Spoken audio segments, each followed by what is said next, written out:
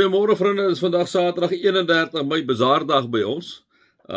Ek hoop julle maak gereed om 'n bietjie bazaar toe te gaan.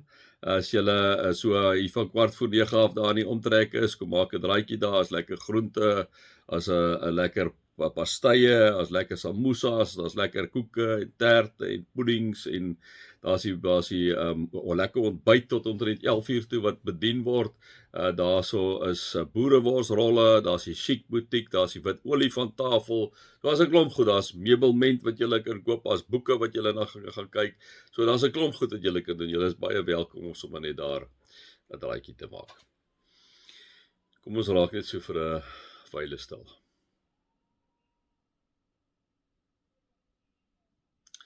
Here, dankie vir nog 'n dag wat U tot ons lewe bygevoeg en toegevoeg het. Amen. Vriende, mag daar vir julle genade en vrede en oorvloed wees, omdat julle God ken, Jesus ken en die Heilige Gees ken. Vriende, ja, ek het hierso, ons is dan by Spreuke 26 en die eerste gedeelte gaan inderdaad oor dwaase mense en ek wil tog vir julle sê, dit is interessant hoe die Spreukedigter dit kom stel, hoe hy eintlik die dwaase mense uitbeeld. En ek gaan dit tog vir julle lees. Vanoggend gaan ek net so 'n paar van hierdie tekste vir julle lees, want dit is baie interessant. Dit is weer hoe hy speel met woorde. Dit is vir die klein noot natuurlik van Spreuke, hoe die Spreukedigter met woorde speel, hoe hy eintlik deur woorde betekenis gee. Dit is vir my eintlik amazing. Nou so, kom ons lees dit 'n bietjie net sommer so saam vanoggend. Hy sê so sneeu in die somer, daar val mos nie sneeu in die somer, ek dink elke keer wat ek nog sneeu in die somer gesien het, paar jaar terug toe dit op Kersdag gesneeu het op Tafelberg. Maar dit is eintlik nooit daar nie, né? Nou sê hy so sneeu in die somer en reën in die oestyd, want dan val mos nie reën in die oestyd nie. So min pas dat dit 'n dwaas eer ontvang. Jy kan tog nie vir 'n dwaas eer gee nie. Ons sê nee man, dit moet eintlik glad nie gebeur nie. So sneeu glad nie moet gebeur in die somer en reën in die oestyd moet glad nie gebeur nie. So moet dit glad nie gebeur dat 'n dwaas eer ontvang nie. Dit is ons nou crazy. Ja, dis wat die Spreukedigter kom sê. Dan kom sê hy, 'n sweep vir 'n perd, 'n toom vir 'n donkie en 'n lat vir 'n dwaas. Dit is baie keer waar, nou jou dwaase mense, my moes hy eintlik net so sterk vir warm maak. En in ons land is daar baie klomp dwaase mense wat ek al die afgelope tyd gesien wat ek dink as hy 'n goeie pak slaag kan kry, dink ek gaan dit vir hom baie meer beteken as enige iets anders. 'n Goeie ordentlike pak slaag, né? Nee. Dis wat hy sê. En dan kom hy kom sê die volgende. Hy sê moenie 'n dwaase vraag op net so 'n dwaase manier beantwoord nie. Hy sal dink jy is soos jy. Moenie 'n dwaase vraag op net so 'n dwaase manier beantwoord nie. Hy sal dink jy is net soos hy. Ja, dit is net interessant as hy nou die volgende vers sê hy net die teenoorgestelde. Dit is baie interessant. Dit sal nogal vir my wil interessant wees om te weet hoe kom die Spreukedigter dit gedoen. Want hy sê in die volgende vers, hy beantwoord 'n dwaase vraag op net so 'n dwaase manier, anders dink hy het wysheid. Ek sal amper half daarmee saamstem. Ek sal sê ek sal eerder maar sy dwaase vraag op 'n dwaase manier hanteer, want dit help nie jy gooi parels voor varke nie. Ek bedoel 'n dwaase persoon, jy vir hom probeer reg help. Goed, dit sal net nie vir hom eintlik enigiets beteken nie. Hy sal net aangaan met sy dwaasheid.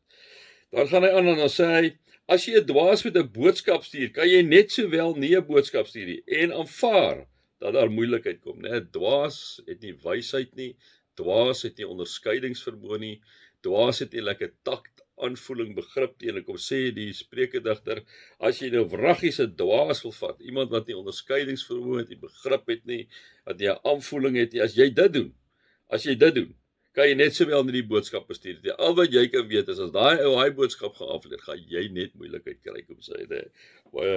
Baie interessant. Dan sê hy die volgende ding, hy sê om 'n klip in 'n slingervel vas te bind. Dit is wat dit beteken om aan 'n dwaas mag te gee.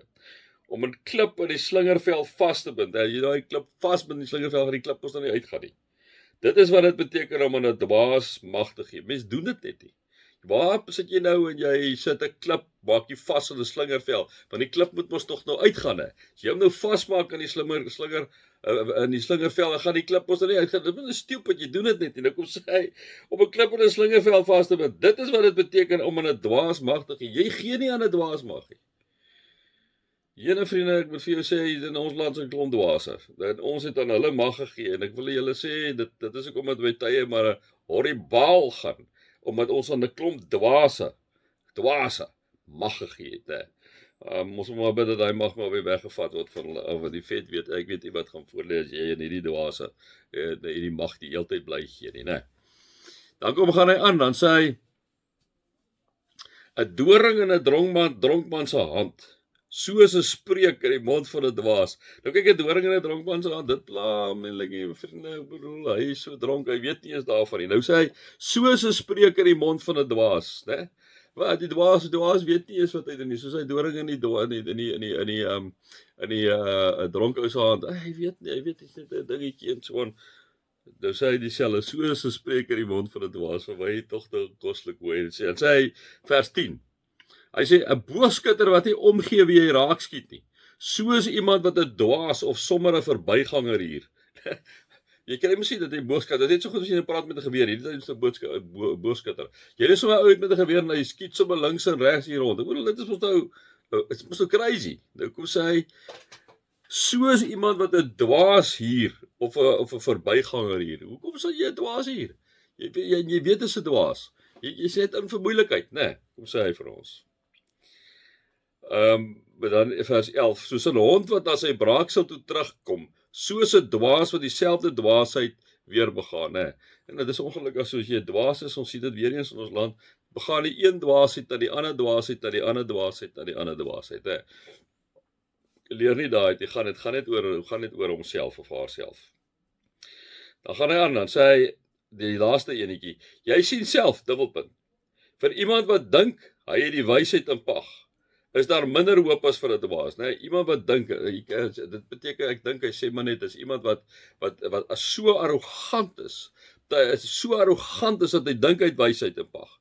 Is daar minder hoop as vir 'n dwaas. So hy sê as jy is van die mense wat dink hy het wysheid in pag en hy loop daarmee op koop, hy is dan nou hierdie slim en hierdie wyse. Hy sê hoor hierso, daar's minder hoop as vir 'n dwaas, want 'n dwaas is al klaar baie laag af. Kom sê die Spreuke dat dis is sommer so 'n paar van hierdie mooi woordspelings wat die Spreuke digter het wat ek vanoggend sommer so met julle wil kom deel. Mag julle God se liefde ervaar, Jesus se genade ervaar en die Heilige Gees se teenwoordigheid ervaar. Amen.